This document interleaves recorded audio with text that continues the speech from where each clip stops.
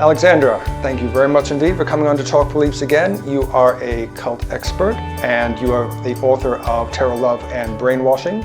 And you've come on to Talk Beliefs before, of course, to talk about religious cults and also the political cult that you yourself were in. Mm-hmm. But today we're going to look at MLMs, or multi-level marketing schemes, and the similarities between them and cults, or the cultic similarities within MLMs. I guess we'll begin with, first of all, how would we define a multi-level marketing scheme? These are schemes that are basically pyramid schemes. So there's someone at the top and then another layer of people, and on it goes. And they are purporting to sell products, which can range from anything. I think a lot of what's going on now is cosmetics and so forth, or household products, or it can be anything really. I ran into one that was selling baskets and soaps and so forth. But really what they're doing is recruiting new members and then selling the initial investment, training programs, books on how to be a better recruiter or seller, and so forth. So that's the first layer of deception, really, is that what they're selling is not what they say they're selling. So you have this pyramid scheme, and the people at the top are making money because they get a percentage of everything that people lower down are doing.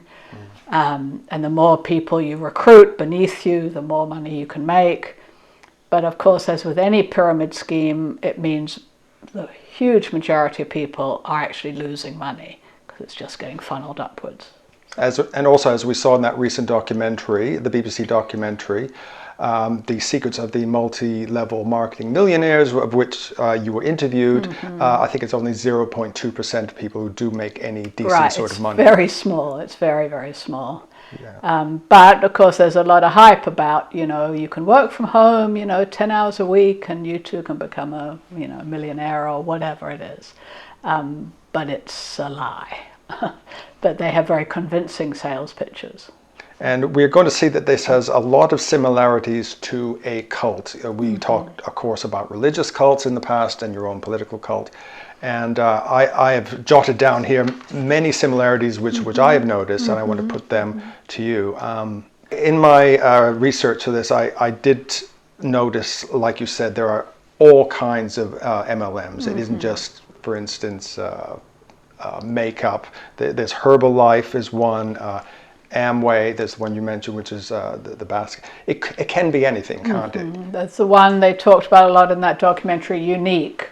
And going after young women, especially stay-at-home mums, with the makeup products and so forth. Yeah.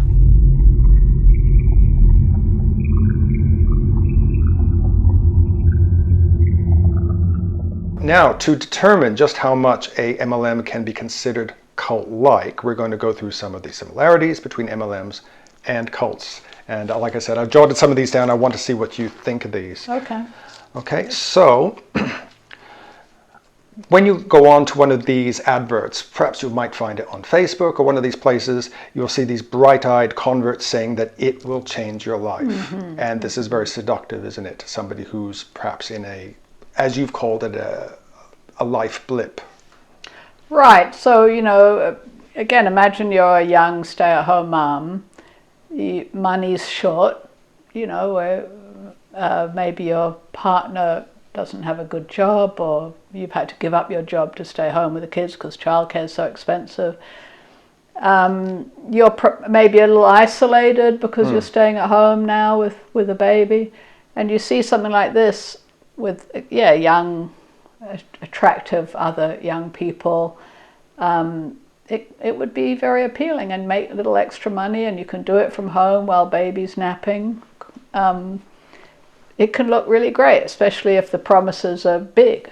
You know, this is going to change your life. You know, and you get these testimonials from people saying how that's happened, and people tend to believe the stuff a lot. You know, unless they're really educated on. I don't mean generally educated, but educated about media consumption and how we look at ads and so forth. It can be compelling, and also a lot of the recruitment is from friends and family, and that's really important. So it may not be just from, you're not necessarily just running into an ad and going for it, but this could be your sister or your mother or your best friend saying, hey, you know, I'm doing this fantastic thing, you know, why don't you give it a try and come to the next, whatever it is, you know, the next open day, or I don't know quite what they call them, you know, the next presentation. And again, which is the same thing we see in cults, that most people are recruited into cults by people in their personal network. This is how it works. It's a face-to-face kind of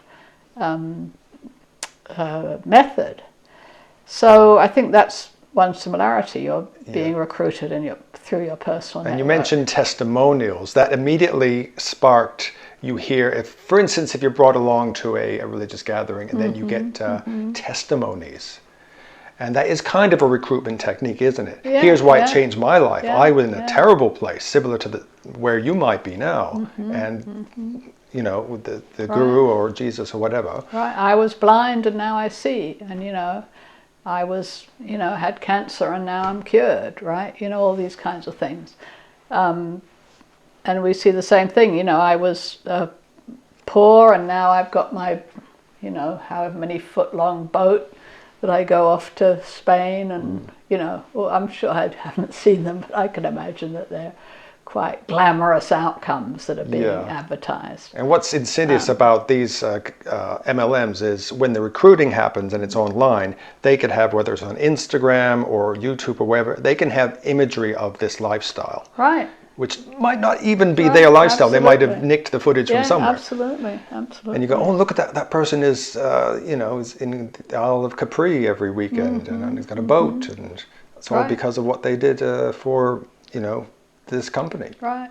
And then, of course, the recruitment is also you know, say it's your sister who's recruiting you or your best friend. That person has been trained in how to recruit. Because again, that's the product. The product is the new recruits. It's not the makeup as such. So that's where what the training gets to be about, is how to recruit, how to persuade people that this is the greatest thing since sliced bread. So again, that's much like cults, right? You know, Jehovah's Witnesses are trained on how to talk to people about the religion.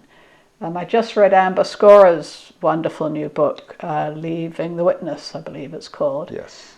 You know, and she talks about that. She was very skilled and how thoughtful she was in how she was approaching people, you know, because she believed it, because she was indoctrinated until she wasn't. And it's the same thing. That's the product, is the new people. And in MLMs, you know, the trainings, you know, how to be confident, how to persuade people. But again, you're not really persuading them to buy the makeup. You're persuading them that this is a great opportunity. If you join our organization, you can make millions. So it's, yeah, that's where it gets very kind of double speak, really, and confusing. Yeah, and it's almost like I said, selling a lifestyle. It's almost like it's not about the money, but you will join this elite group. Absolutely. And then you get all these other things that are cult-like, that you have to improve yourself, you have to transform yourself and to be successful. You do that by attending all the trainings, buying the videos, buying the books and so forth. And it's all directed to what you're not good at and what you have to transform to be better. So people start internalizing any inability to become a millionaire with what's wrong with them. And that's what they're told. Well, you're just not trying hard enough. And if you made 20 more contacts every week, you know, you would achieve this. So it's that kind of turning it back on the person that is the same thing that happens in a cult. So it's my fault I'm not We've heard succeeding. this from ex-members, that sort of like, the guru said that I wasn't trying hard enough. Right. I didn't care Right. about getting people into the Right. fold. Right. And the answer to your not succeeding yet is to invest more, to try more, to work harder, to commit more. You're just not committed enough. Instead of like, you're not becoming a millionaire because it's a scam, it's because you're not committed enough. And so to break away from that, you have to really break away from that whole belief system to say, actually, this is just a con. And that's a very difficult thing to do for people when they have already invested time and money and relationships and so forth. So again, that's similar to a cult. Is to break away, you have to take strip the emperor naked, and see what it actually is. And that's a very hard thing to do. It's harder than it sounds. So. Absolutely.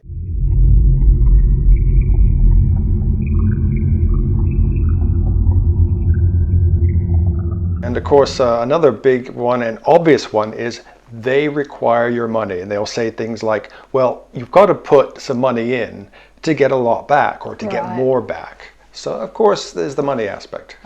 And that's an interesting thing I'm just thinking right now as you're speaking, because, of course, that's the prosperity gospel stuff, yes, right? Yes. You can buy your salvation, and your salvation is going to come in terms of becoming rich.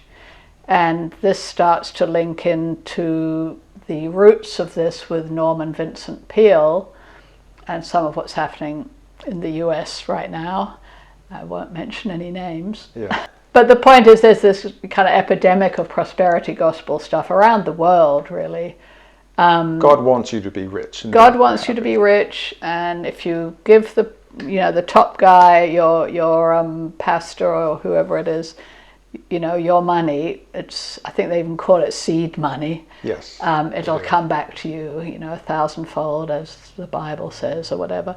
So, and what I learned from the wonderful young woman who did that BBC documentary, which I hadn't known, is that a majority of these multi-level marketing organizations are actually run by people from Utah who are coming out of the Mormon. Yeah, that was a big surprise to me until they explained it. Fascinating, yeah, absolutely fascinating. And that's the other thing that's happening with these, is there's a subtext to them. So you've got these layers of sort of deception. So you're selling makeup. It's a great product. Well, then no, that's not true. Actually, you're selling recruits, or you're trying to. Well, actually, there's another thing going on, which is this has got a whole Mormon thing going on about the sanctity of the family. Not all multi-level marketing schemes, but this big proportion of them. And that's about keeping women in the home, right? So you can do this from home. You don't go out to have a job where you know. So they're targeted. Mm-hmm. Mm-hmm. So now you have this whole thing about the sanctity of the nuclear family and women's place, and therefore what the man's place is as the head of the household. So it comes with this whole ideological baggage that you're not going to see on the way in. You may not even see it for quite a while, but it is part of the ideological backdrop of these things. Yeah. And we can see it quite clearly with Amway, actually.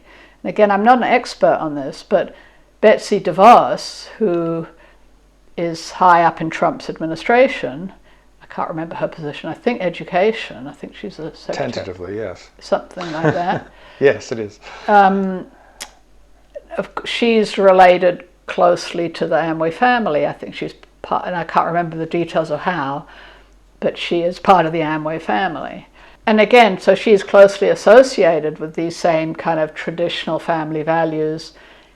And, there are a lot of negative things associated with that from my point of view. There's the anti-LGBT element and the anti-abortion element and women's rights to choose, same thing, I guess. And I'm sure many other things. And it's troubling. So there's a money aspect, but there's also this kind of ideological aspect to many of these.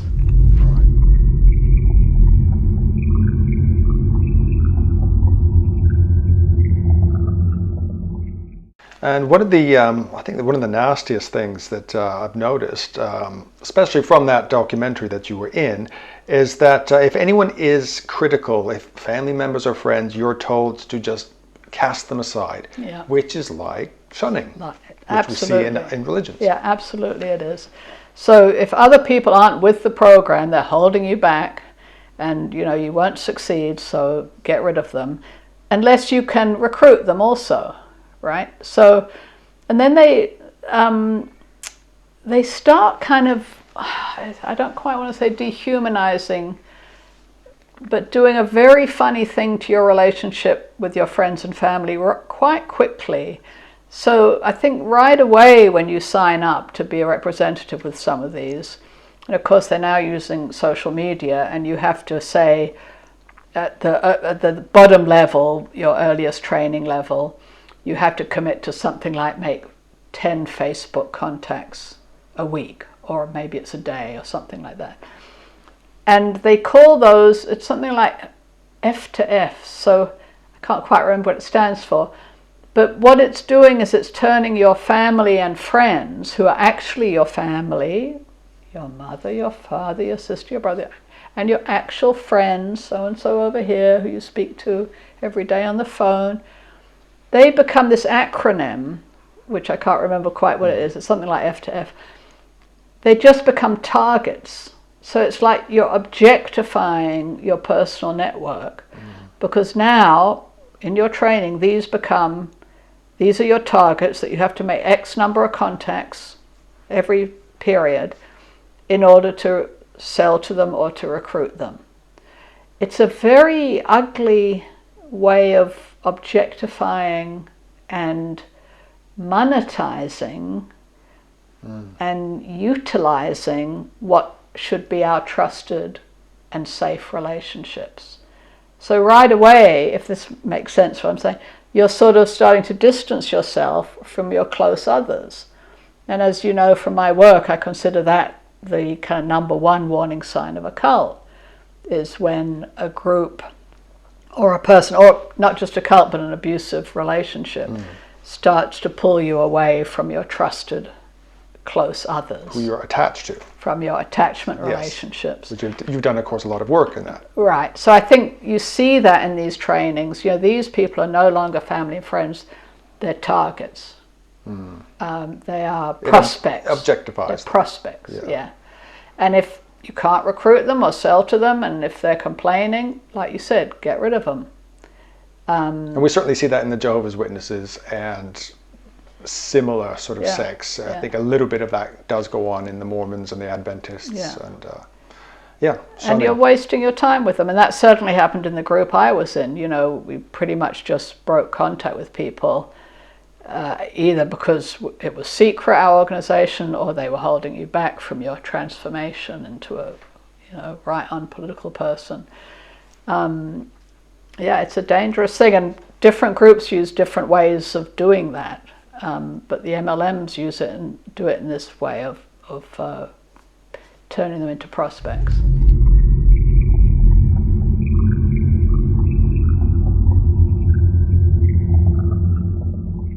And that reminds me of also this idea of what Stephen Hassan, I think, calls loaded language. So the deeper you get pulled into this, if it is a cult, we think it is, of the multi-level marketing scheme world, you start using terminology which only others in that world understand. Yeah, which I haven't got examples of in front of me, but certainly when I was looking at those materials, there's all this jargon. I know there's upline and downline, isn't there? The people you above you and below you, and the ones below you, the ones you're supposed to sell to. And these acronyms, acronyms, a lot of acronyms. Again, in my group, we had loads of acronyms, which no one else would ever understand. Tell us some of the acronyms. Oh, in my group, we had BWOL, your Bourgeois World Outlook. We had your the ITP, the Internal Transformation Process, which that would be pretty... I can just imagine if you had Twitter back then, all the hashtags with all these on it. And this idea of transformation is pretty universal with cults and with the MLMs, that you have to transform yourself. because yourself isn't good enough the way it is. So you're not just improving yourself, you're transforming yourself. And I think that's a very dangerous idea, actually. So, yeah, we had all kinds of, your PIC, your principal internal contradiction. So, yeah. You remember them all? Oh, I don't remember them all, but I remember those. Because they were pretty front and center. You know, they came up when you got criticized, you know, well, that's your PIC. And this is to keep you locked in that world, Yeah, isn't it? yeah. And to yeah. sort of like the It's outside world is objectified. Yeah. And it's also this judgment on you, you know, well, your PIC is what's holding you back. It sounds very Scientology because... Well, they all sound a bit the same. Yeah, you know? Hubbard with his SPs and Yeah. his, you know, all that stuff. Yeah.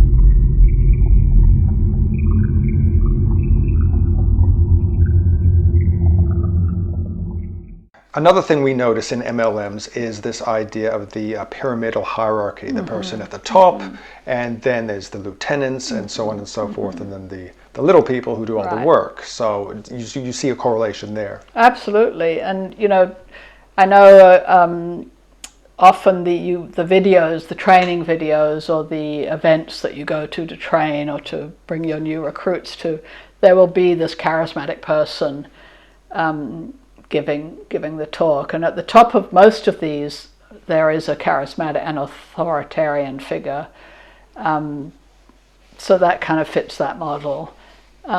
There's also the layers of secrecy, which we haven't really talked about. So I think there's a lot of things as you get, and you know, typically with a cult you kind of have the outsiders who might just be in a way what us English call the punters. You know, they're just paying their money for a session or two, or they're giving it a whirl, then they move on. But as you get closer in, there's higher levels of commitment, and you also start getting these layers of secrecy. And the people at the top really have the secrets. Of course. And, you know, I'm not exactly sure how that works in MLMs, but I feel sure that's going to be there. I think one could easily find that certain levels, you know, they will have clear levels that are going to be called things like, you know, I don't know what they call, but if it was me, I'd have, you know, bronze and silver and gold level and then the diamond level, you know. There's always some kind of thing that you're aspiring to, the next level. And there are going to be secrets at each of those levels. Sounds again like Scientology with the OT levels. Yep, yeah. And a lot once you get to this one, you'll have Hubbard's, you know, Secrets of the Universe. And you never really get there. There's always the aspiration, but you can never actually achieve the perfection of the leader. You know, you can't ever get to that level of success. So that kind of drives people to keep going and keep going.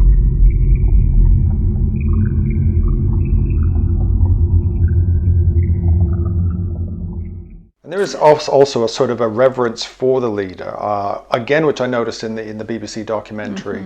At one of the conventions. They had projected on the screen in front of all these, you know, eager people, pictures of various people who had really made it in life, you know, like Buddha and Jesus. And that's right. And then lastly, they projected a picture of, I think it was Derek Maxfield, is it, the head of Younique. Yeah. And everyone cheered, you know. I thought you're comparing the head of a makeup company to... It's sort of astounding, the arrogance. But when you're in the bubble, when you're inside it, it's sort of all making sense. And of course, everyone around you is cheering. And, you know, as humans, if everyone around us is doing something, it's very difficult, almost impossible often, to go against that. If you do, you're going to get, you know, some demerits or thrown out, or you'll just leave. Is there a case with MLMs that, like with a guru or some head of a religious cult or political cult, that you're supposed to A, emulate him or her, and B, this person can now, since achieving enlightenment, can do no wrong? Absolutely, yeah. I mean, I think they would constantly be putting the leadership up as the role model. And I'm sure they probably also have a kind of epiphany story, which cult leaders tend to have. You know, I was just a poor drunk, you know, or whatever it might be, and I was in the gutter, and then, you know, I saw God, and then ever since, you know, I have the light, and I have the direct contact with all the street testimonies I hear or have always heard from, usually from Christians, is like, I lost my job, I broke up with my girlfriend, I got into drugs, I got into Satanism. Then I was brought along to this revival concert where I felt the Holy Spirit. But it's always the lowest, and I doubt if a lot of it's true. You know, it's like they feel like they have to say, this is your level. I was there. So you can do it too. And certainly the leaders all have this kind of story, you know. Yeah. Is it the road to Damascus? I don't know my Bible, but anyway, they have this kind of moment where the truth became apparent to them, and now it's their job to give the truth to their followers, right? And I'm slightly imagining, but I'm sure these top leaders of MLMs have a similar story. You know, they're not going to say, they're going to have some story about how they were down and out, and then they discovered this thing and how fantastic it was, and now they're going to share their wisdom with the followers for a price, for an investment. Investment, because you don't get it back. I think the other element that I talk about in my work, so I talk about, you know, as the title of my book, Terror and Love, or terror, love, and brainwashing. So it's the terror and love are kind of those two things happening together, what you can call fear and love, or stress and love, love in quotes. So it's that dynamic of alternating those two feelings. As Zablocki says, Ben Zablocki, a very good scholar on cults, says, you're alternating assault and leniency. So in a cult, you're going to get, on the one hand, kind of, you're in the elite, you're the great saved souls, you know, everything's going to be perfect for you. We're the good people, we're the good safe place. But at the same time, you put a foot wrong, boom, you know, or you're going to get criticized, you're going to get put on the hot seat, you're a failure. So it's a very dangerous dynamic when you have this kind of unpredictable shifting from, you know, we're the safe place to no, we're actually the scary place that's going to stress you out. And that has to also be going on in these things, I think, you know. Oh, you didn't make your quota, you know. You didn't make those 20 contacts a day like you're supposed to at this level. What's wrong with you? Can we make a promise when we leave here that you never use the word hard and isogenics in the same sentence ever again? You have to tell the world that you're serious. The reason people aren't taking you seriously is because you're not taking yourself seriously. That greatness that's within you, it's going to cost you a price, but I want you to commit right now, no matter what, that you're not going to give up. Where did you go wrong? You know, did you not, what else were you doing? Were you wasting time seeing your family? You know, there's going to be that kind of... Terrible for your self-esteem. It's terrible, yeah. Especially because most people lose money, whatever that is, 99.x%. Yeah. And so you've got all these people just feeling terrible about themselves because if they did everything right, they're supposed to be millionaires by now, but instead they're just losing money and they're in a worse position. So it must be their fault. It's just a really dangerous dynamic.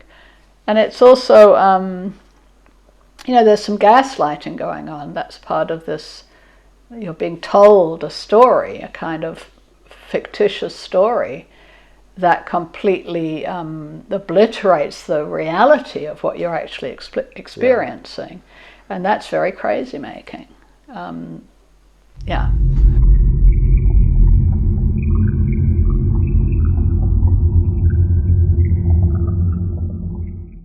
Something else I noticed, Alex, when researching this is this idea of the wealth and happiness you will have is in the future. And as you said, it's something which is really unattainable, but you know, you do everything to try to get there. That reminds me of this idea of heaven and paradise. You know, it's always coming, it's always around the corner. And it's kind of what I've been starting to talk about. You're primed to attain the unattainable, is how I look at it. And the leader has attained it, but they're the only one who's ever attained it. Yeah. And so you're in this state of, this is where I talk about this chronic arousal of your cortisols. So the cortisols are part of our excitatory system that keeps us alert or excited or wary or, ready for action, and they're fine in their place. But you don't want to have them aroused all the time. That's not a good condition. We need to, be alert and then rest and be comforted. But in this kind of trying to attain the attainable is part, it's not the only element, but it's part of this keeping your cortisols permanently aroused, and you get kind of this permanent chronic stress and tension. Again, a sign of a not healthy relationship, because we're just not designed to keep it up like that all the time. And it's also exhausting. So I think that's part of this attaining this future unattainable goal. If only you keep working hard enough and commit more and give more and sacrifice more. It does make me think of the donkey and the carrot and the stick in front of me. Yeah. Well, it's the stick and the whip as well, because the whip is or the stick, I should say, is the criticism, the blaming you, the exhaustion, the increasing poverty that most people are working themselves into. It's a bad dynamic.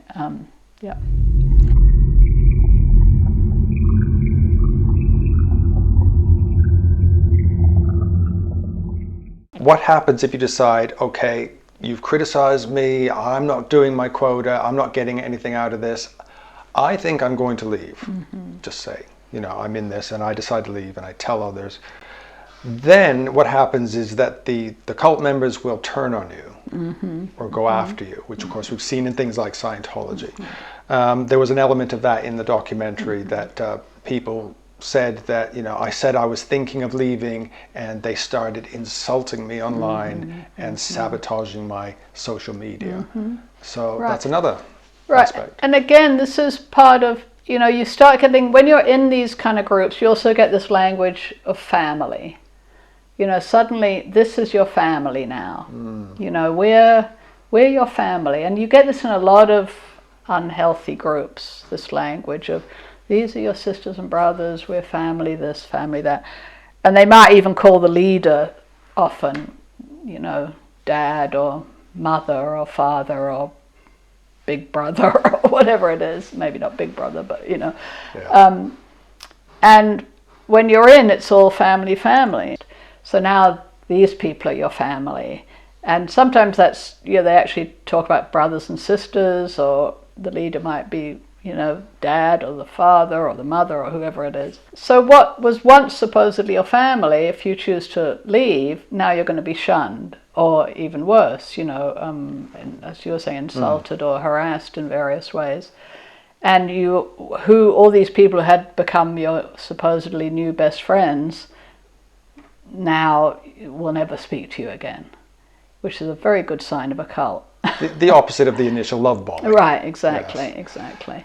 And when you're in the group as well, those relationships are quite strange, because although they're supposed to all be your new best friends, that's only in a way as long as you're speaking about the group tasks or language, so you have to use that language. It's very conditional, and it's very bounded within the group think. So they're not really friends in the way normal friends are. They're these kind of highly conditional, but often quite intense, charged relationships, because everyone's running around like chickens with their heads cut off trying to, do all this work. So they're very odd relationships, but when you leave, those relationships guaranteed are done. You're finished, never to be spoken of again. So that's another thing that's very much cultic.